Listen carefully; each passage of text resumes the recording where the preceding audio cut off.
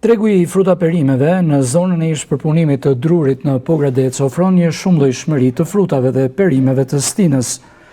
Çmimet si vjet janë pak më të larta krahasuar me vitin e kaluar, thot njëri nga tregtarët, por kushtet jo të favorshme atmosferike të motit janë arsyeja kryesore e rritjes së çmimit të fruta perimeve me 100 lekë të vjetra më lart se viti i kaluar.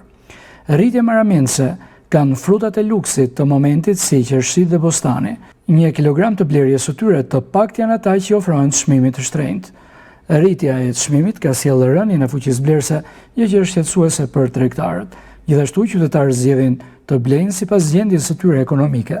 Jashtë kamerave, banorët e Pogradecit shprehen se çmimet këtë vit janë edhe më të papërballueshme për ta, sidomos pensionistët e vuajnë më tepër këtë rritje, pasi pensioni i tyre mbetet i vogël. Ndërkaq, edhe emigracioni i njerëzve mbetet një faktor tjetër kokfort në logjikën e arsyetimit që tregu është bosh dhe tregtarët kanë mbetur të pakënaqur.